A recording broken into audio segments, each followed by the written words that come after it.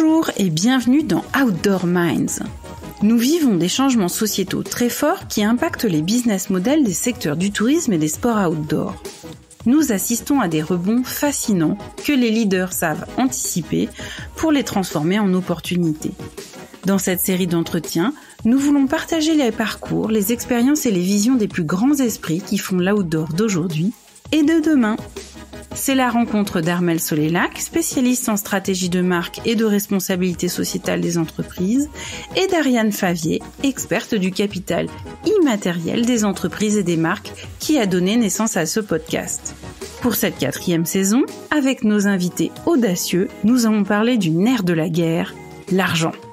Et oui, comment se financent les entreprises et les organisations des secteurs du tourisme et des sports outdoor ? Quels sont leurs freins ou leurs difficultés ? Quelles sont leurs techniques et les meilleures pratiques pour lever des fonds ? Allez, c'est parti pour une nouvelle rencontre inspirante. Aujourd'hui, nous avons le plaisir de recevoir Romain Vacher, entrepreneur et investisseur.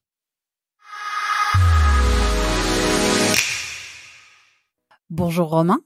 Bonjour Ariane, bonjour Armelle.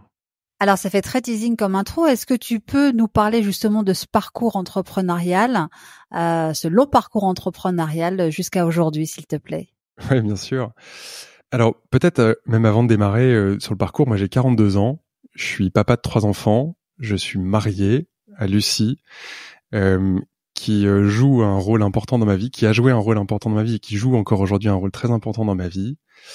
J'ai la chance de vivre entre Lyon et Annecy, donc de passer une partie de ma vie dans la ville et une partie de ma vie dans les montagnes. Et ça, c'est aussi hyper important puisqu'on est aussi sur Outdoor Minds, donc le côté outdoor pour moi est très présent aussi.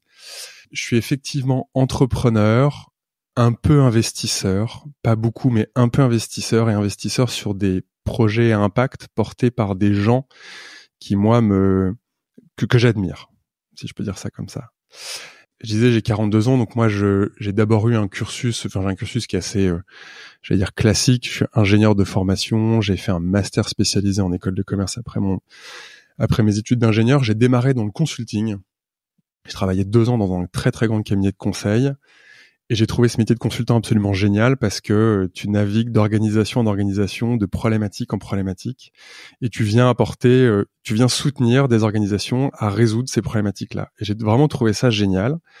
Quand t'es curieux et que t'apprends vite, c'est vraiment chouette comme métier. Sauf que j'étais dans une organisation qui faisait 14 ou 15 000 collaborateurs à l'époque et j'étais un numéro en fait dans cette organisation-là. Je pense que j'avais pas les bons diplômes pour être dans les bons endroits pour décider et donc assez frustré de ça parce que j'avais déjà cette volonté de participer au projet plutôt que d'être spectateur des projets, vraiment dans le fait d'être acteur. Et j'ai décidé de quitter cette société pour rejoindre en 2007, ça remonte un peu, un petit cabinet qui venait de se créer, qui faisait une 30aine de collaborateurs, et en tant que sales, en tant que commercial. Et donc on m'a dit, écoute, ce métier, c'est un métier d'intrapreneur, et donc tu vas construire ta BU, ta business unit. Chose que j'ai fait d'abord sur Paris pendant 3 ans et demi, avec un métier très focusé sur l'IT et les télécoms. Et je suis arrivé à Lyon fin 2010 pour créer le bureau Rhône-Alpin. Et donc développer à la fois augmenter la surface géographique en fait de l'entreprise et puis aussi avoir une nouvelle approche sectorielle puisque en arrivant à Lyon, on s'ouvrait au métier de la pharmaceutique, de la pétro, de la chimie, etc., etc. Et donc c'était une aventure absolument géniale parce que on est passé de 30 à 700 collaborateurs en l'espace de 7 ans, donc on a eu une croissance qui a été extrêmement forte. Sauf qu'en fait, cette croissance ne me suffisait plus. En tout cas, la croissance comme seul objectif, en fait, ne faisait pas de sens pour moi. Et en fait, j'ai en 2013-2014 le gène de l'entrepreneur qui s'est réexcité. Et je dis réexcité parce que je suis petit-fils d'entrepreneur, fils d'intrapreneur, et je crois profondément à l'atavisme. Pour avoir déménagé énormément étant gamin, je pense que mon premier job d'entrepreneur, c'était de me faire des copains rapidement dans les nouvelles écoles, dans les nouveaux endroits dans lesquels j'allais vivre. Donc j'allais Ma carte de visite à moi, c'était mon ballon, et donc j'allais sonner à la porte des gens pour leur dire bonjour, je m'appelle Romain, je viens de m'installer, j'ai 7 ou 8 ans, je cherche des copains pour jouer avec moi mercredi après-midi, est-ce qu'il y a des gens qui sont là pour faire ça? Donc ça a été ça finalement mon premier job d'entrepreneur. Et en fait, quand je suis parti de cette société, donc là je reviens en 2014, je suis parti un peu frustré en fait. Je suis parti un peu frustré, presque en colère, parce que dans une organisation qui était finalement devenue hyper pyramidale, hyper contrôlante. Et souvent, on a des points de bascule qui sont des rencontres. Et moi, un jour, j'ai rencontré un connard dans le miroir. Et en fait, j'étais en train de devenir tout ce que je détestais et tout ce que je critiquais dans mon expérience précédente. Et en fait, ça m'allait pas parce que j'ai été profondément désaxé entre ce que ma tête pensait, ce qu'il fallait faire, ce que mon cœur me disait, ce que je ressentais dans mes tripes. Et donc, j'ai d'abord eu une première prise de conscience qui est que les organisations, quand elles sont montées à l'envers, créent des comportements déviants. Alors, on disait tout à l'heure en off, Armel, tout ce que je dis là, ce ne sont que c'est ma réalité. Mais ce sont c'est ce que moi j'ai vécu, pardon. Ouais, enfin c'est quand même aussi la réalité de tas de gens. Tu vois, ce wake-up call que tu peux avoir dans le miroir, il y a plein de gens qui le vivent et surtout en ce moment. Ouais, et en fait, moi j'ai vécu ça de façon très violente parce que on faisait de la croissance qui était très très forte et moi j'étais hyper content en fait de faire de la croissance parce que j'étais incentivé sur ça, parce que c'était sur ça que c'était grâce à ça que j'étais promu dans l'organisation. Mais en fait, ça servait à rien parce que on faisait 25% de croissance et il fallait en faire 30. Et on aurait fait 30, il aurait fallu en faire 40. Et en fait, et moi dans tout ça, tu vois. Et moi dans tout ça, donc là, moi je m'oublie complètement, je bosse de 7h à 22h tous les jours. Il m'arrive le week-end de retourner au boulot pour travailler. Je prends 25 kilos. Enfin, tu vois, il y a un truc, je m'oublie en fait complètement. Et en fait, j'ai un peu ce wake-up call de me dire, mais en fait, est-ce que vraiment je suis heureux? Et est-ce que ce que j'étais en train de critiquer il y a 7 ans, je suis pas en train de devenir cette personne-là? Et en fait, et toi, tu fais quoi là-dedans? Et en fait, au sortir d'un codir, j'ai écrit un document, et là c'est en 2013, qui s'appelle Je rêve d'une entreprise où, et j'ai complété en fait. Et j'ai complété pendant 2 heures. Et pendant 2 heures, j'ai mis des bullet points, donc j'ai un PowerPoint avec, je sais pas, 20 slides avec que des bullet points, et je rêve d'une entreprise où, et j'ai balancé tous mes rêves. Et dedans, il y a des trucs qui sont très faciles à mettre en place. Tu vois, pas de dress code, pas de réunion sans ordre du jour, une organisation qui distribue le pouvoir aux bonnes personnes. Et puis après, des belles utopies, tu vois, genre on est tous actionnaires de la boîte. Enfin, ce que je pensais à l'époque, des belles utopies, on est tous actionnaires de la boîte, on a tous le même salaire, on vit dans un truc absolument génial, etc., etc. T'as fait ton Jerry Maguire? Ouais, un peu, ouais. Un peu, un peu. Peut-être le talent moins. Tu l'as distribué ou pas le document? Non, je l'ai pas distribué. Et puis mon assistante, c'était pas mon assistante. Je suis parti avec un copain qui s'appelle Thibaut Ansens, à qui je rends hommage parce qu'en fait l'entreprise on l'a co-créée ensemble. On a eu cette même envie de partager ça et de construire un projet autour des valeurs qui étaient les nôtres, qui sont, je pense, plus proches des valeurs de l'entrepreneur, comme la liberté, la prise de risque, le goût de l'effort, le travail, la capacité à se mettre à nu, à être authentique, à donner confiance et à se donner confiance et à partager la confiance. Et en fait, ce document, il se termine par et je crois que tout ça c'est possible parce que l'homme est bon par nature. Et j'ai un ami qui s'appelle Nicolas Bourdin, et je lui rends hommage aussi au travers de cet échange, qui m'offre un livre en 2013 qui s'appelle Liberté et compagnie d'Isaac Getz, et qui théorise les entreprises libérées. Et là, je découvre que tout ce que j'avais mis en fait dans ce PowerPoint, c'est pas un rêve de doudingue, c'est quelque chose qui a été mis en place par plein de personnes depuis très longtemps dans des boîtes de structures, de tailles différentes, de secteurs d'activité différentes, dans des régions du monde différentes. Et en fait, tous ont ce dénominateur commun qui est l'homme est bon par nature.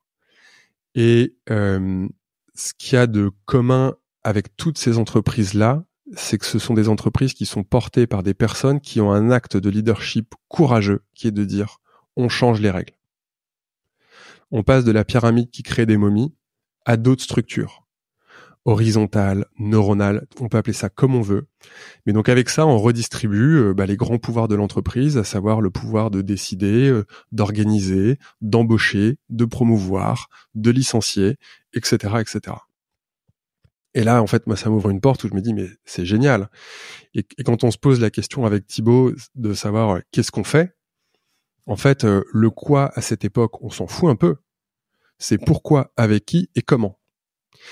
Et le quoi, moi je dis souvent, je peux aller vendre des chaussettes sur le marché si je le fais avec des gens bien, pour un produit qui est fait avec du coton bio, responsable, on fait bosser des gens en local et que c'est quelque chose qui est hyper accessible.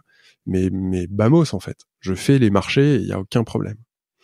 Le quoi a pris beaucoup plus d'importance par la suite parce qu'après, c'est vraiment l'objet qu'on a co-construit.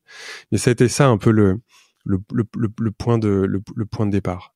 Donc ça a été ça notre prise de conscience et le fait de se lancer. Donc on crée en 2014 une entreprise qui s'appelait, j'en parle au passé parce que depuis on a cédé l'entreprise en janvier 2022, une entreprise qui s'appelait Link Value. Et tu vois, je pense que rien que dans le nom, tu veux, la valeur et le lien et la valeur, c'était déjà important pour nous en fait, de se dire le quoi finalement il est pas hyper important, mais c'est qu'est-ce qu'on peut faire ensemble et comment est-ce qu'on va le faire ensemble. Donc Link Value, c'était, je vais en parler au présent, mais c'est un cabinet de conseil qui fait de la réalisation et de la transformation digitale. C'est-à-dire qu'on accompagnait nos clients à, en 2014, surfer la vague du digital. Pour certains, c'était un tsunami, c'est-à-dire qu'il fallait impérativement leur apprendre à surfer parce que sinon ils allaient pas passer l'été. Et puis pour d'autres, c'était d'aller plus vite, plus loin, plus fort. Et on avait envie de le faire en ayant des pratiques de management, en ayant une gouvernance qui soit largement différente de ce qu'on avait connu par le passé. Donc ça veut dire que intrinsèquement, dès la création, vous aviez mis en place ce management très particulier. C'est pas quelque chose où vous êtes passé d'un modèle classique à une transition vers un autre modèle de management. Pas du tout. On est d'abord parti sur ces valeurs-là en se disant on va construire quelque chose de différent. Maintenant, pour nous, ce qui était très important, c'était de dire on va co-construire. Et dans tout ce que j'ai fait, et depuis que je suis petit, je n'ai jamais été seul. J'ai toujours fait les choses au moins en binôme. Je ne sais pas faire en fait seul. Je pense que seul, je me suffis pas et seul, j'arrive pas. Je m'ennuie. Je pense que je suis nul. J'ai besoin de quelqu'un qui révèle les talents que je peux avoir et va me mettre parfois aux bons endroits, me mettre les bonnes claques, me mettre en situation de leadership. J'ai besoin d'avoir quelqu'un toujours avec moi. Et donc on décide de partir là-dessus. C'est pas parce que, et je veux juste rebondir sur ce que tu disais Armel, mais c'est pas parce qu'on s'est créé comme ça que ça a été moins compliqué ou plus facile que de transformer une organisation déjà existante. Parce que dans les apprentissages qu'on a eu... Non, c'est d'autres challenges. Ouais, en fait, dans ce challenge-là, l'apprentissage qu'on a, c'est... Moi, au départ, j'étais à peu près persuadé que juste parce qu'en fait, on avait posé cette idée qui était hyper fédératrice, les gens allaient comprendre, s'en emparer et à dire « c'est facile, en fait, on fait ». Ouais, pas du tout, en fait. On a eu toute une déconstruction culturelle à faire auprès des gens qui, eux, avaient connu d'autres organisations, qui venaient parce qu'ils avaient envie de goûter à cette organisation-là, mais comme nous en fait, ils savaient pas comment est-ce qu'on allait faire. Et c'est là le propre, je crois, de l'entrepreneur, c'est de pas savoir comment le faire, mais de savoir qu'il faut le faire. Et donc en fait, quand tu sais ce qu'il faut faire, tu sais qu'il faut le faire, tu te frayes le chemin, et le chemin, on a toujours co-construit ça avec les collaborateurs. Et donc cette démarche-là, ça n'a jamais été une démarche planifiée, mais c'est une démarche qui est pilotée. Donc on pose les pions les uns après les autres, et puis on voit à chaque fois l'étape d'après. Alors très souvent, c'est ce qu'on demande pas trop à un entrepreneur ou à un dirigeant. On dit c'est quoi ton BP sur les 5 prochaines années, c'est quoi ta stratégie, c'est quoi ton plan, etc. En fait, moi j'en savais rien. Juste, je savais simplement que j'avais envie d'accompagner des clients à vivre une transformation digitale enthousiasmante, heureuse, à fédérer une population de développeurs qui était souvent malmenée parce que les informaticiens, c'est des gens à qui tu viens avec un téléphone et un écran pété, puis tu leur dis répare-moi ça. En fait, non, c'est Darty qui va te réparer ça. Nous, on va concevoir les systèmes et les logiciels qu'on va mettre dedans, mais on n'est pas là pour réparer en fait. Tu vois, c'était pas un mythe. Et je dis ça en 2014 parce que la vague de la tech et de la hype du digital commençait à arriver, mais c'était pas un mythe à l'époque que les développeurs étaient encore des gens qu'on mettait dans un au fond du couloir en leur envoyant une spec de temps en temps, puis en leur disant ils sont quand même pas très bons parce qu'ils sont pas foutus de développer sans bug. C'était ça à l'époque. Et donc nous, c'était comment est-ce qu'on peut bâtir une organisation et d'être nous-mêmes exemplaires pour montrer à nos clients qu'on pouvait faire différemment. Et est-ce que tu peux nous dire comment ça fonctionnait dans le travail réel, du coup, et pas le travail prescrit? Comment vous étiez organisé? Comment vous managez? Est-ce que tu peux nous en donner un aperçu plus détaillé, s'il te plaît? En matière d'organisation, en l'espace de 8 ans, on a quand même pas mal évolué parce que la structure, à la fin, faisait 120 collaborateurs. Donc, on n'a pas eu des croissances qui étaient dingues, mais en l'espace de 8 ans, c'était quand même pas mal. Donc, si tu veux, on est passé par on a eu un premier step d'organisation à 30, puis à 60, puis à 90, puis à 120. Donc, on s'est souvent rechallengé, on s'est souvent posé la question de c'est quoi la bonne organisation. Mais ce que je peux peut-être te partager, en tout cas vous partager, c'est ces deux grands principes qui étaient pour nous hyper importants. C'était co-construire avec des personnes volontaires et l'intelligence collective comme outil de co-construction. Et donc, nous, on n'avait pas de comité de direction. On avait ce qu'on appelait un groupe de mise en mouvement. Parce que dans les codires, moi, ce que j'observais, c'est que chacun venait avec sa petite problématique, son petit sujet, pas du tout relié aux autres et pas du tout connecté à la boîte. Et donc, c'est comment est-ce qu'on règle mon problème? Et donc, ça tire à balles réelles dans les codires. On perd un temps de dingue et ça coûte un fric fou aux boîtes. Là où le groupe de mise en mouvement, c'était réunir un groupe de collaborateurs qui étaient motivés, qui avaient envie de participer à la construction de l'entreprise et à mettre en mouvement l'entreprise avec nous. C'est-à-dire à piloter toute cette démarche. La démarche de croissance, d'apporter de la valeur auprès de nos clients, d'apporter de la valeur auprès des collaborateurs, mais de le faire avec nous. Et ça, on a mis en place un processus d'élection sans candidat pour lancer cette élection de groupe de mise en mouvement. Alors l'élection sans candidat, c'est un processus qui est assez magique et flippant à la fois. Moi, quand on m'en a parlé la première fois, je me suis dit waouh. Là, le con qui est en moi s'est dit si on se retrouve avec toutes les casseroles de la boîte, on va jamais y arriver. Et en fait, pas du tout. Ma coach m'a toujours dit fais confiance au processus. Fais confiance au processus. Et en fait, elle aurait pu s'arrêter à fais confiance. Fais confiance parce que je crois que la vie n'est que vibration et nous renvoie tout ce qu'on a envie. Donc si on vibre positivement, ça nous renvoie des choses qui sont hyper positives. L'élection sans candidat, c'était de dire on présente un mandat à l'ensemble des collaborateurs pour leur dire voilà ce qu'on attend du groupe qui va venir nous aider nous en tant que dirigeants. Et les dirigeants, on était 4, mon associé, notre directeur financier, notre DRH. Et dire vous allez nous aider à piloter la boîte en fait parce qu'à nous 4 en fait on n'y arrive pas, on ne se suffit pas et on n'arrivera pas à faire quelque chose de grand et d'ambitieux ensemble si on n'est que 4 et si tout passe par nous. Donc présenter un mandat, expliquer les qualités requises en fait que nous on percevait pour réaliser ce projet-là. C'était un mandat qui durait 1 an et c'était de dire tout le monde a la capacité de se présenter. Enfin, c'est pas de se présenter, pardon, parce que le terme est parfois trompeur dans l'élection, mais c'est de dire chacun a un vote et vous avez la possibilité de désigner la personne que vous voyez bonne pour ce poste-là. Donc, on a fait un premier tour où chacun a donné son avis. On a communiqué les résultats et ensuite, fort de ça, on a dit maintenant chacun peut venir dans le groupe.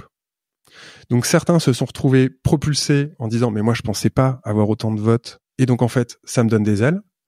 Et puis d'autres se sont dit moi même si j'ai 0 vote en fait j'ai envie d'en faire partie. Donc des personnes se sont présentées. Donc on a 7 personnes qui se sont présentées à nous. Après il y a un tour en fait qui est assez intéressant à faire qui est le traitement des objections, parce que parfois tu peux dire voilà si vous avez des objections sur le fait qu'une personne se présente, vous nous la donnez et c'est un processus qui était très confidentiel et on lève ensemble ces objections. Et une fois que les objections sont traitées, on communique sur le fait que ces personnes-là fassent partie du groupe de mise en mouvement. Vous en avez eu? Des objections? Ouais, on en a eu. Et en fait, tu vois, l'objection entre guillemets pour qu'elle soit valable, il faut pas qu'elle soit prospective en disant non mais lui ça fera jamais. Bon en fait on n'en sait rien. Il faut pas qu'elle invoque un problème qui existe déjà dans l'organisation. Tu vois, genre lui il a une casserole donc en fait ça le fera pas. Ça non plus en fait on peut pas savoir. Peut-être qu'il se révélera. Et puis il faut pas. Tu vois après les trucs qui sont tout bêtes quoi. Si la personne est déjà démissionnaire ça sert à rien. Enfin voilà. Et en fait on les traite et une fois qu'elles sont vraiment traitées, on dit est-ce que c'est OK pour vous? Et on traite ça en one-one avec les personnes qui émettent ces objections. Et en fait, ça a donné des résultats génial, quoi, parce que on s'est retrouvé à bosser avec des gens qu'on connaissait parfois assez peu dans l'organisation. Même si quand on dit peu, nous on avait un niveau de relation qui était très fort et un niveau de connaissance parfois très fort avec les gens, mais tu peux pas connaître 120 personnes sur le bout des doigts en fait. Donc des gens qu'on a découverts, des gens, en tout cas moi, une personne qui était un poil à gratter pour moi, et donc ça m'a montré que avoir un poil à gratter dans une équipe c'est hyper intéressant. Moi j'avais un peu de mal à gérer au départ, donc tu vois, je me suis vachement fait accompagner, coacher pour arriver à gérer ça. Mais en fait, j'adorais en fait après confronter mon point de vue avec cette personne-là parce que je savais qu'il allait mettre le doigt et poser la question que j'avais pas envie qu'on me pose en fait. Et donc, de fait d'aller chercher la réponse, si tu veux, aller nous donner encore plus de profondeur dans les décisions et dans les projets qu'on allait porter ensemble. Mais ça veut dire que tu partais du principe que t'étais OK avec le fait d'être dans une forme d'inconfort. Parce que les systèmes pyramidaux, en fait, ça met les gens dans des systèmes de confort. Et dès que t'acceptes une confrontation, forcément, t'es dans l'inconfort. Ouais. Non, mais la pyramide, ça crée des momies. C'est-à-dire qu'en fait, t'es là, tu respectes le cadre, ça te crée t'as une organisation du travail qui est hyper segmentée, hyper séquentielle. Tu vois, c'est pas mon problème ou c'est mon problème, et c'est pas à moi de le faire ou c'est à toi de le faire. Tu vois, et donc là, c'est des organisations où les gens sont complètement fucked up au bout d'un certain temps parce que t'es presque moi j'appelle ça lobotomisé en fait. Là oui, en fait, il faut être hyper à l'aise avec l'inconfort, ou en tout cas savoir que tu as de l'inconfort et donc le nommer pour dire là je suis pas dans une situation confortable et donc j'ai besoin d'aide.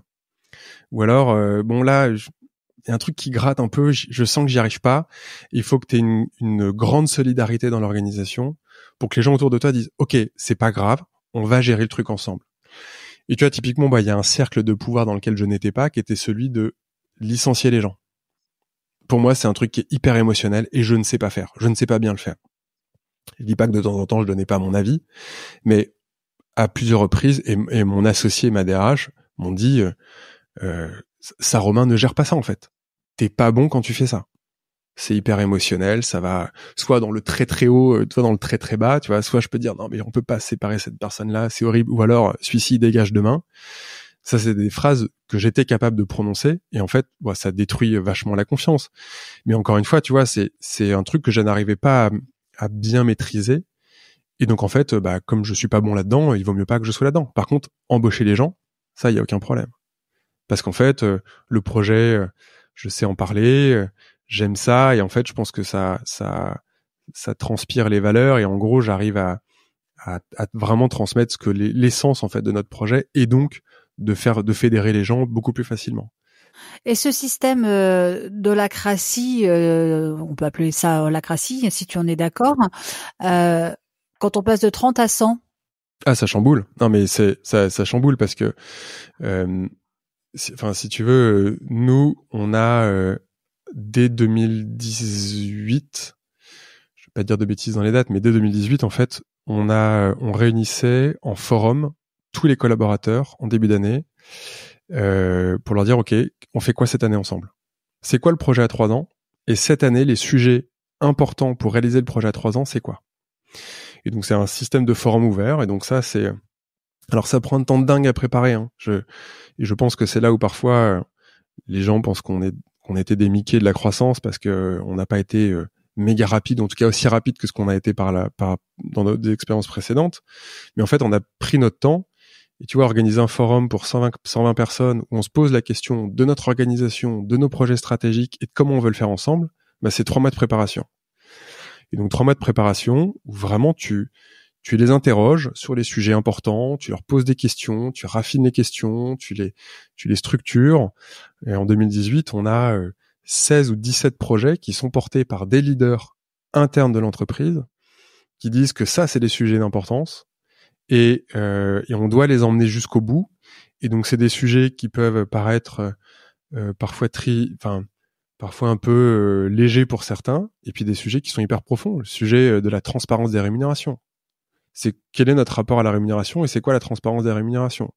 Moi, quand j'ai vu ça, je me suis dit, wow, transparence des rémunérations, tout le monde va vouloir connaître la rémunération de tout le monde. Et en fait, non, c'est pas ça. C'est est-ce qu'on a des rémunérations qui sont à compétences équivalentes les mêmes, et est-ce que j'ai une capacité à me projeter dans l'organisation, dans ma progression. Et ça, c'est un projet qui a mis pas loin de 9 mois pour aboutir à l'établissement d'une grille de rémunération alignée avec les compétences, dans lequel, et en fait, moi, j'ai pas du tout participé à ce sujet-là. Ça a été porté par une experte qui faisait vraiment du comp and ben auparavant, animé par des collaborateurs qui ont décidé que c'était un sujet d'importance pour eux. Mais le jour où on a traité ce sujet-là, le sujet de la rémunération n'a plus jamais été un problème dans l'organisation. Lorsque tu te retrouves à faire un bilan annuel, on n'a jamais parlé de rémunération. T'en es là, tu t'évalues à ça, l'entreprise t'évalue à ça, on est d'accord, c'est terminé. Et heureusement qu'on a traité ce sujet-là, parce que le sujet de la rémunération, c'est toujours un truc qui est hyper tricky.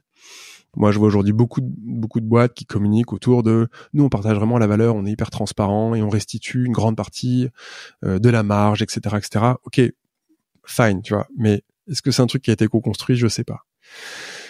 Le sujet, par exemple, des seniors. Comment est-ce qu'on gère des seniors? On était une entreprise qui était jeune, puisque notre moyenne d'âge, c'était moins de 30 ans. C'était 29 ans de mémoire. Mais tu vois, c'est comment est-ce que tu gères une personne qui a 40 ans et comment est-ce qu'on lui assure qu'elle continue de progresser, tu vois? Est-ce qu'on est vraiment en capacité de la faire progresser? Et ça, c'est des sujets qu'on traitait en fait ensemble. Et donc, dans un forum, bah, tu sais, il y a un sujet qui est posé, puis après, tu te balades d'équipe en équipe, tu viens, tu contribues. Et donc ça, c'est un élément qui a été hyper important. Et en fait, on a scalé l'entreprise comme ça. Et parfois, on s'est dit, mais en fait, notre organisation, là, elle va plus. Il faut qu'on se réorganise. Et comment est-ce qu'on fait? Pareil, on réunit les gens. Anecdote, en 2019, il y a un sujet qui pop en début d'année, c'est les valeurs. Il faudrait qu'on redéfinisse nos valeurs. Bon, bah why not? Moi, je me suis dit, bah non, je trouve que nos valeurs, elles sont bien, c'est chouette. Moi, je me retrouve vachement là-dedans. Bon, on aurait pu laisser ça comme ça. Mais en fait, non, c'était une volonté des collaborateurs. Donc, c'était quoi vos valeurs? On avait on avait assez qui était celle du début, avec beaucoup de bienveillance, de l'expertise, de l'innovation. Et en fait, il y avait un peu des mots valises là-dedans. Il y avait beaucoup de sens en fait au démarrage parce que, si tu veux, quand t'es 25 dans un grand bureau, c'est facile de les faire vivre. Quand t'es 80, c'est un peu différent. Quand t'intègres 10 personnes par semestre, c'est un peu différent. Et tu vois, c'est comment est-ce que la bienveillance s'exprime entre nous, avec nos clients, quand ça va pas, quand ça va pas avec un collaborateur, et que tu dois lui dire, écoute, là, t'as merdé sur le sujet. Tu lui dis comment? Est-ce que la bienveillance, c'est pas au moins la carte de joker que chacun va ressortir en disant, non, faut être bienveillant, donc tu peux pas me dire ça. Non, il faut la redéfinir. Et en début 2019, ils disent, il faut faire un sujet sur la bienveillance. Pas sur la bienveillance, pardon, sur les valeurs, excuse-moi. Et en fait, on se retrouve à l'été, en séminaire, à se dire, on va retravailler le sujet. Et on repose le sujet. Donc pareil, 3 mois de préparation, on sollicite les gens, on leur pose des questions, on raffine, et après on se fait une vraie séance, une demi-journée de travail tous ensemble, et on repose le cadre des valeurs. Mais je pense que ça, c'est ce qui nous a sauvés en 2020 quand le Covid est arrivé. Parce que c'est grâce à ça qu'on a fait une année, on s'en vante pas, mais on fait 25% de croissance l'année Covid, et on fait une année où on a tous beaucoup travaillé, mais on n'était pas stressé. Je dis on parce que j'associe volontiers mon associé, notre DAF et notre DRH, avec qui on a beaucoup travaillé les soirs, on écoutait des allocutions, et qu'est-ce qu'on fait, qu'est-ce qu'on communique, etc. Mais en fait, l'organisation, les valeurs se sont exprimées pleinement dans ce moment où on avait besoin de ça. Et je pense que l'organisation, elle savait qu'il allait avoir un truc qui allait se passer en 2020 et qu'il fallait les retravailler. Donc moi, un grand apprentissage de cette organisation libérée, si je peux dire, ou opale, ou holacratique, mais en tout cas une entreprise dans laquelle la parole est libre, ce qui a parfois aussi une liberté de ton, de temps en temps, il faut aussi mettre un peu l'eau là, mais ça fait partie du jeu, c'est que quand tu captes ce qu'elle te dit, ou ce qu'elle ne te dit pas, t'arrives à vraiment traiter les sujets d'importance. Et en 2021, début 2021, ce qu'on entend de l'organisation, c'est on veut grandir. Plus vite, plus fort. On vend la boîte en janvier 2022. Parce qu'en fait, ce qu'on entend, c'est nous, on veut continuer de progresser. Donc, il faut qu'on s'entoure. Et qu'est-ce qu'on fait? On va lever des fonds et en fait, on fait une croissance et on fait des build-up et on accélère notre croissance. On va lever de la dette et on embauche une batterie de commerciaux, une batterie de recruteurs et puis des développeurs à tire-larigot. On se rapproche d'un partenaire stratégique qui a des valeurs qui sont proches des nôtres et qui peut nous permettre de rentrer dans une nouvelle dimension. Mais c'est ça qu'on a commencé à explorer. Et en fait, c'est ça qui s'est passé. On a trouvé une entreprise qui nous ressemblait dans beaucoup de points, dans le métier, dans l'approche, dans la façon de faire, et qui a permis en fait aux collaborateurs de pouvoir grandir un peu différemment et de grandir sans nous. Peut-être que l'entreprise nous a dit aussi, écoute, en tout cas m'a dit à moi, écoute Romain, t'es peut-être pas la bonne personne pour nous faire passer de 100 à 1000. Et donc en fait, nous, ce qu'on veut, c'est 1000, parce qu'en fait, à 1000, tu peux avoir différents partenaires stratégiques, t'as différents clients, tu peux être sur différents continents. Et tu vois, 3 mois après la fusion de la boîte, on a déjà des collaborateurs qui sont partis en Allemagne parce qu'il y en avait un qui voulait apprendre l'allemand et quoi de mieux que d'aller là-bas pour aller bosser. Et donc en fait, tant mieux, tu vois. Tant mieux. Et donc en fait, c'est ça, quand on se met à écouter l'organisation, en fait, elle nous parle vachement. Et donc toi, t'as vendu 100% de tes parts ou une petite partie seulement? Non, on a vendu 100%. Comment tu te sens le lendemain de la vente? Donc t'es plus chez toi, c'est plus ta boîte. Et bon, t'as un petit chèque, ça aide, mais enfin c'est quand même brutal, non? Alors tu vois, cette question, elle revient souvent. Et en fait, je pense que si elle revient souvent, c'est qu'en fait, j'ai peut-être pas encore la bonne réponse ou j'ai pas suffisamment bossé le sujet. Mais j'ai le sentiment que l'entreprise ne m'appartenait déjà pas depuis le premier jour. Parce que quand t'es dans la co-construction, si tu veux, il y a quand même un truc qui t'échappe. Alors oui, à un moment, t'as le pouvoir de dire je vends pas. T'as l'ultime pouvoir de dire j'embauche pas. T'as quand même des choses qui te reviennent, mais si t'embauches pas, tu vas faire quoi tout seul? Pas grand-chose. Le jour où tu licencies, tu fais quoi tout seul? Tu fais rien en fait. Et donc c'est pour ça je pense que avec Thibaut, on était un bon binôme parce qu'en fait on s'associait. Je pense que tout seul on faisait pas grand-chose en fait. Donc en fait elle ne m'appartenait déjà pas depuis le premier jour. On avait 3 business angels, on en parlera peut-être juste après, mais on avait 3 business angels aussi. Donc si tu veux, c'était déjà une entreprise qui était partagée. Et nous, le partage a toujours été une notion qui était extrêmement importante. Et c'est une des valeurs qui a émergé en 2019, la notion de partage. Et très inspirée parce qu'a fait Mullier avec Auchan, les 3 formes de partage, le partage de l'avoir, du pouvoir et du savoir. Nous, on était très très bons sur le partage du savoir. On était pas mauvais sur le partage du pouvoir. Et on n'était pas très bon sur le partage de l'avoir. Et donc à un moment, on s'est posé la question de comment est-ce qu'on partage l'avoir? Comment est-ce que cette entreprise, on la partage aussi? Donc on a mis en place des mécanismes de BSPCE, etc. Donc, pour qu'à un moment, il y ait aussi une fierté d'appartenance et que tu vois, il y a ce vrai sentiment de se dire, à un moment, je vais gagner aussi en fait. A posteriori, je l'aurais pas fait comme ça. Mais bon, ça c'est un apprentissage. J'aurais essayé de faire quelque chose d'un peu différent. Mais en tout cas, c'était un élément qui était hyper important. Donc finalement, le jour où on vend, moi j'étais plutôt soulagé parce que c'est quand même un processus de vente, c'est long, c'est lent, c'est beaucoup de boulot parce que tu gères ta boîte de 9h à 19h et puis tu as tout un tas de meetings qui se calent de 7h le matin à 9h et puis de 19h à 23h. Et puis il s'avère que étant stressé et que le stress étant communicatif, je l'ai largement communiqué à ma petite fille qui avait quelque chose comme 18 mois et qui s'est remis à plus dormir la nuit. Donc si tu veux, de 3h à 5h du matin, je faisais les 100 pas dans le salon pour pouvoir essayer de la rendormir. Et donc voilà, j'étais plutôt soulagé de me dire ok, j'ai une partie du stress en fait qui va partir, mais l'intensité du travail et tu vois, Link Value, ça restera quand même nous. C'est encore nos valeurs, c'est encore notre projet. On a mis 1 an pour faire une intégration, une fusion totale de l'entreprise, parce que ce qui était important pour nous, c'était de créer les connexions synaptiques entre ces 2 organisations qui pouvaient se ressembler par endroits et être très différentes par ailleurs. Et de faire en sorte que chacun des collaborateurs comprenne l'organisation dans laquelle il va arriver, quelle est sa sphère de responsabilité, quelle est sa surface d'intervention, comment est-ce qu'il peut continuer de grandir. qu'est-ce qu'il va y trouver, qu'est-ce qu'il n'y trouvera pas aussi, et derrière que les personnes puissent prendre leurs décisions en conscience, de rester ou de partir, parce que soyons honnêtes, il y a des gens qui sont partis, mais il y a des gens qui sont aussi restés. Et donc si tu veux, j'ai pas eu de déclencheur. Donc merci pour ta question, Armelle, parce que peut-être qu'il faut que je retravaille encore le sujet, de me dire c'est peut-être encore pas tout à fait ça, il y a peut-être encore autre chose derrière. T'avais quand même 1 an d'accompagnement derrière. Rappelle-nous combien de temps a duré le processus de vente entre l'idée et le jour de la signature? Je sais pas te dire exactement l'idée en fait de quand elle vient, parce que l'idée de vendre, parce qu'en fait l'idée de grandir en fait, elle émerge en début d'année, début 2021.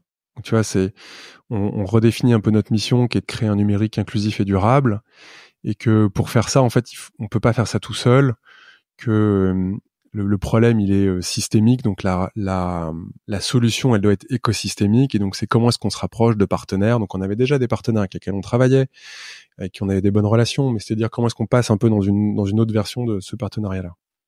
Donc en fait 1 an si vous avez vendu en 2022.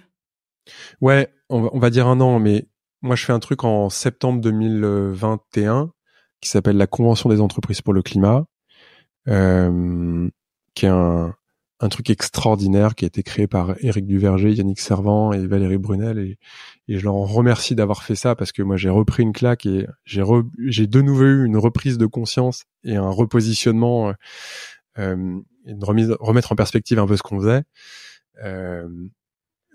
Si tu veux, avec l'arrivée du Covid en 2020, moi je prends conscience de 2 choses. La première, c'est que les organisations qui sont autour de moi resserrent énormément le cadre, et là où ça pouvait être de nouveau très aplati dans les organisations, en fait, on recrée des petites pyramides parce qu'il faut remettre du contrôle, parce que finalement, les gens, comme ils sont pas sous ta main, on peut pas savoir s'ils bossent ou pas, alors qu'en fait, il faut leur faire confiance. Et les gens bossent.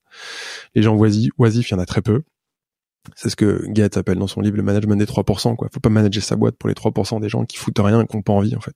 On s'en fout. Faut les laisser, ils sont là, ils partiront. Tant qu'ils sont pas volontairement destructeurs, en fait, voilà. Et je crois qu'on a vraiment eu de la chance, c'est qu'on avait peu, voire pas de gens comme ça. Bon, je dis ça, je suis peut-être pas tout à fait lucide. Et si tu veux, cette prise de conscience que ça resserre énormément. Et donc moi, c'est le moment où arrive ma deuxième fille, en avril 2020. Et là, je me dis, waouh, dans 25 ans, elle arrive sur le marché du travail. Elle trouve quoi comme type de boîte? Elle aura pas beaucoup de leaders comme des Jean-François Aubrist, des Laurent de Villers, des Christophe Martin, des gens qui sont vraiment des Christophe Fargier du Ninkasi, par exemple, qui sont dans une entreprise très partagée, libérante, libérée, où tu as une vraie capacité à avoir du lien, où t'es pas que dans le chiffre, et les KPI, tu vois, t'es dans autre chose que ça. Et donc là, j'ai une première peur, et la deuxième peur, c'est que je commence à m'intéresser à un chouïa au climat, et je vais naviguer des collapsologues à Trump. Donc si tu veux, je vais regarder un peu tout ce qui se dit sur le climat entre les deux. Et donc des gens très bien comme Jean Covici, comme le GIEC, comme François Gemène, etc. Et là, je comprends que faire de l'écologie des organisations et de l'écologie humaine, c'est bien, mais en fait, il faut qu'on raccroche ça à l'écologie tout court, parce qu'en fait, il y a souvent une date qui revient, soit dans les introductions, soit dans les conclusions de ces rapports-là, c'est 2050. Et là, en 2050, j'ai capté que ma fille serait plus jeune que moi aujourd'hui. Et j'ai un petit garçon qui a 5 mois, et donc lui, il va voir 2100, parce qu'en 2100, il aura 77 ans. Et je sais pas trop ce que ça va donner. Alors, j'ai envie d'être optimiste et positif en me disant, maintenant, je vais contribuer à faire autre chose, et faire ma part de colibri pour justement essayer d'inverser la tendance, ou en tout cas se préparer à vivre des choses ou des scénarios qui sont quand même pas gégènes dans ce qu'on nous présente. Et donc là, en septembre 2021, la CEC, je prends la claque de ma vie. Je pensais vraiment être assez calé sur le climat, et en fait, je suis à des années-lumière de comprendre vraiment le problème. Mais là, on a des gens qui viennent nous l'expliquer.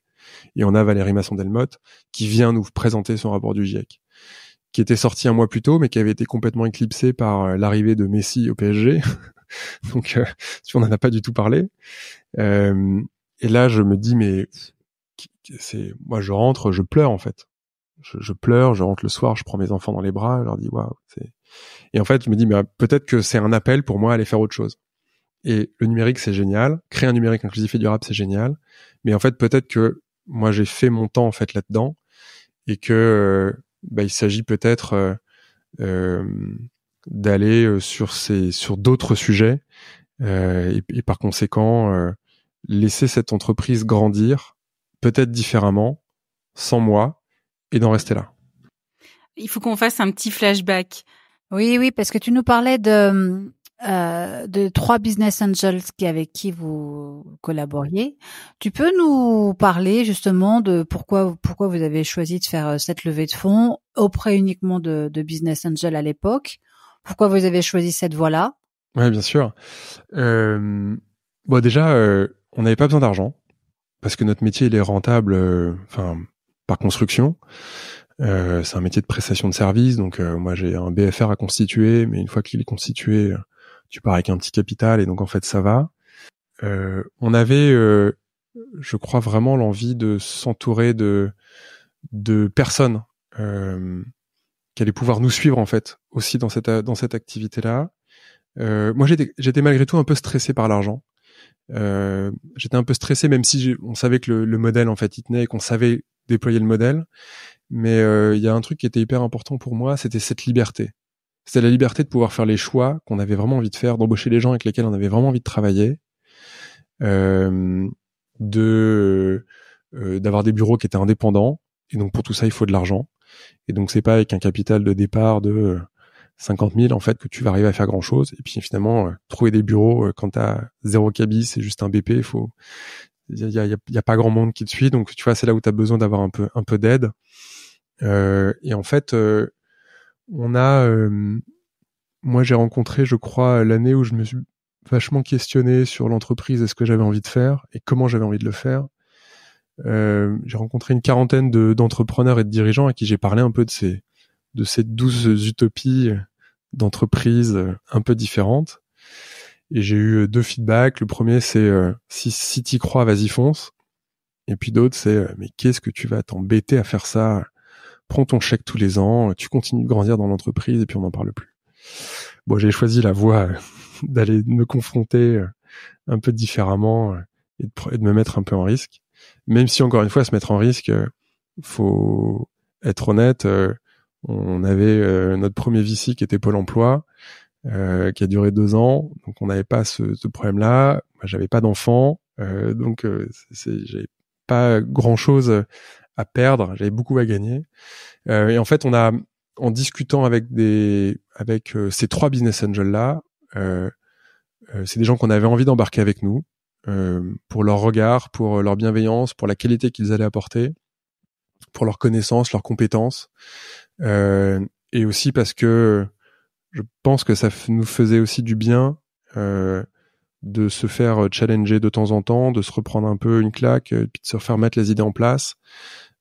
Parce que comme on sortait d'un environnement qui était extrêmement contrôlant, on avait un désir de liberté qui était aussi très très fort, mais je pense qu'il fallait la canaliser aussi, cette liberté, et pas partir tous azimuts, parce que je pense vraiment qu'on aurait pu exploser en fait, en faisant un truc complètement what the fuck et aller dans un extrême complet. Et tu vois, ils étaient aussi de temps en temps là pour me dire non mais là les gars, reconcentrez-vous aussi sur ce qui est important, et voilà un peu ce que nous on voit en fait. C'est des personnalités très particulières qui vous ont accompagné, du coup, j'imagine. Comment est-ce que vous avez fait pour les identifier? Et combien il y avait de business angels autour de vous? Alors, ils étaient 3. C'est facile, en fait, on a tapé dans notre réseau perso de confiance. Et en fait, c'était hyper facile. C'est mon ancien DG, le cousin de mon associé et mon père, pour des questions de compétences, en fait. C'est des gens, on avait une vraie confiance dans leur capacité à formuler du feedback, à nous dire les choses et à nous aider dans le fait de faire grandir ce projet. Ils ont été hyper supportifs. Et donc en fait, quand on leur en a parlé, tout de suite ils nous ont suivis en disant ok, nous on vous suit, on vous aide, et voilà, on a réussi à les embarquer dans l'aventure très vite.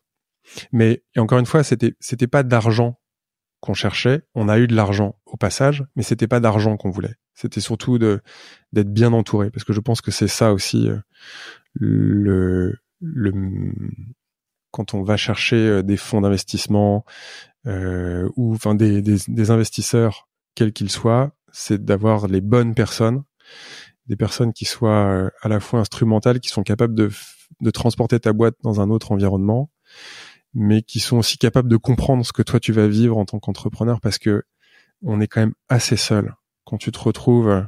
Moi, il y a plein de fois où je suis rentré chez moi le soir en pleurant, je savais pas pourquoi en fait. Et c'est comme ça. Et ça, c'est hyper compliqué à expliquer à tes copains qui sont salariés ou dirigeants, à ta famille qui disent mais en fait mais pourquoi tu es la tâche comme ça? En fait, des fois tu sais pas. Tu sais pas. Je sens que j'ai ça en moi. Je sens que si je le fais pas, en fait, il y a une partie de moi qui va s'éteindre. Donc j'ai besoin de le faire. Mais c'est parfois c'est long, c'est lent, c'est douloureux. Mais il y a une satisfaction derrière qui est hyper forte. Donc c'est autant un comité stratégique qu'un board d'investisseurs que vous avez créé autour de vous finalement. Ouais, tout à fait. Et c'est des gens qu'on pouvait appeler à n'importe quelle heure du jour et de la nuit pour leur dire là j'ai un souci, est-ce que tu peux m'aider? Mais même des soucis, on a vécu des moments aussi difficiles avec Thibaut dans notre relation. Et donc tu vois, il y a un moment ils étaient aussi là pour nous soutenir, nous aider, nous rappeler aussi pourquoi on s'était associés. Tu vois, là plutôt que de se dire, parce que moi je vois ça beaucoup dans mon entourage, des investisseurs qui disent ok, comment est-ce qu'on s'en sépare? Et moi, c'est un truc qui était impensable. Tu parlais là de la solitude de l'entrepreneur. Est-ce que il y a un mantra ou un conseil extrêmement précieux qu'on t'ait donné et auquel tu as pu te raccrocher ou qui t'accompagne depuis ce parcours, depuis ton début de parcours entrepreneurial? Écoute, moi je pense qu'on a la chance, en tout cas j'ai la chance d'être très entouré depuis toujours. J'ai vraiment cette chance-là, donc d'avoir des gens qui gravitent autour de toi et qui te donnent des conseils, qui t'accompagnent, qui te regardent, qui te formulent du feedback. Et en fait, j'ai pas un conseil qui m'a vraiment marqué plus que d'autres. Très souvent parce qu'en plus, quand on me donne le conseil, je mets du temps à l'assimiler, à le digérer. Intellectuellement, il y a aucun problème, il est capté tout de suite. Mais après, le faire descendre dans la matière, le ressentir dans ton cœur et dans ton corps, c'est encore autre chose. Et l'incarner, c'est autre chose. Et l'incarner, c'est encore un autre endroit. Tu vois, quand tu dis demain il faut être bienveillant, c'est pas en claquant des doigts, demain tu dis allez, je deviens bienveillant. Et donc là, face à cette situation, ça c'est pas la méthode Coué, quoi. Mais par contre, j'ai souvenir d'un podcast avec Philippe Gabillet, qui est un professeur de l'ESCP, qui parle beaucoup de l'audace, de la confiance, du bien-être au travail. Et dans le podcast, il dit... De la chance. De la chance. Et dans ce podcast... Il a écrit un bouquin génial d'ailleurs là-dessus. Ouais, et moi, toutes ces conférences, je les ai à peu près toutes poncées sur YouTube quand elles sont disponibles. Toutes ces interventions aussi. Et il dit, une vie, c'est 30 000 jours. Donc je vous ai dit que j'avais 42 ans. Donc moi, j'ai à peu près 15 300 jours au compteur. Et ben, quand tu captes ça, en tout cas, moi, quand j'ai capté ça, je me suis dit, waouh, en fait, il n'y a pas un jour où j'ai pas envie de passer avec des gens merveilleux, fantastiques, enthousiasmants, à prendre du plaisir, à faire des choses plus grandes que nous. Même si tu vis des journées parfois compliquées, hein, je veux dire, c'est impossible de faire un perfect et d'avoir un truc où c'est 100% lean et c'est génial. Mais en fait, c'est ça qui, moi, aujourd'hui, en fait, me guide. Et j'ai le même sentiment, par exemple, quand je fais du trail. Je suis trailer très très amateur, au sens où j'aime ça, mais j'aime surtout arriver, parce que c'est ça d'abord mon objectif dans un trail. Et j'ai toujours ce sentiment quand j'arrive à la moitié de la course, de me dire waouh, c'est passé tellement vite en fait, que maintenant il faut vraiment que je profite de tout le reste. Et donc je profite encore plus de la nature, des sensations, des bénévoles, des ravitaux. Et ça c'est un truc où tu vois, le fait de me dire en fait ouais, en fait, autour de 40, 41 ans, tu passes finalement la moitié du truc et mais c'est passé vite. Et donc la suite va passer encore plus vite. Donc là, il y a de l'urgence à prendre du temps tous les jours et à faire les choses et à faire que des choses qu'on aime, parce qu'en plus, j'ai cette chance-là de pouvoir le faire. Est-ce qu'aujourd'hui, tu as investi dans des entreprises et tu es toi-même business angel? Oui. Alors, du coup, Quel conseil est-ce que tu donnerais à des entrepreneurs qui voudraient lever des fonds auprès de Business Angel, puisque maintenant tu es de l'autre côté du miroir? Ouais. Alors, je vais dire le conseil, c'est ce que moi je fais. Moi, si les gens viennent juste pour de l'argent, en fait, je leur prête, si besoin, mais j'investis pas, parce qu'en fait, c'est juste d'argent dont ils ont besoin. Maintenant, je crois qu'un bon Business Angel, c'est un BA qui est prêt à s'investir et à passer du temps dans la relation avec l'entrepreneur ou les entrepreneurs et du temps pour l'entreprise. S'il a pas de temps à y accorder, il va venir faire un coût financier et donc tant mieux, il va récupérer ses X par la suite. Mais si c'est juste ça, moi tu vois, c'est pas l'argent mon premier moteur, donc c'est pas le truc qui va me driver. Un peu ce que je disais tout à l'heure par rapport à ce que nous on avait pris comme BA, c'est des BA qui soient bienveillants et non complaisants, c'est-à-dire qu'ils viennent vous poser les questions que vous avez pas envie qu'on vous pose, mais qui vous laissent pas seul avec la question en fait, en disant bon, maintenant que je t'ai posé la question un peu poil à gratter, allez vas-y repars et montre-moi ce dont tu es capable. Non, c'est maintenant qu'on a posé la question et qu'on a mis l'entrepreneur dans une situation qui est inconfortable, comment est-ce qu'on l'aide à vivre cet inconfort-là?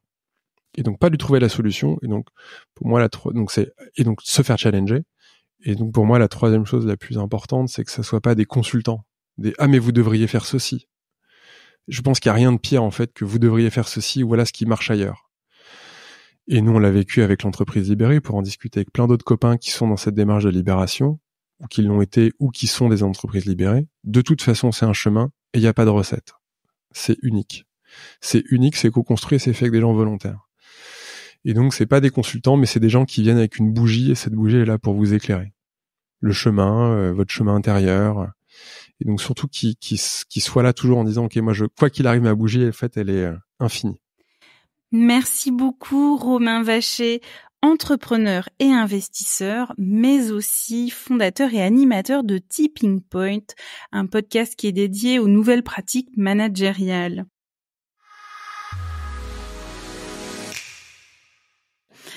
Voici les 6 points clés à retenir de cet épisode. Le premier, c'est que d'autres formes de management sont possibles parce que, par nature, l'homme est bon.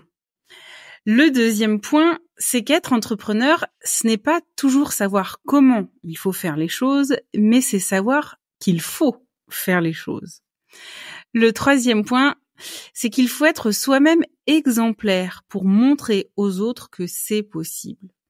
Le quatrième point, c'est que l'intelligence collective vient des collaborateurs de tous les services de l'entreprise, de la confiance qu'on place dans le collectif et de la capacité à être temporairement dans des situations d'inconfort. Le cinquième point, c'est qu'il existe 3 formes de partage.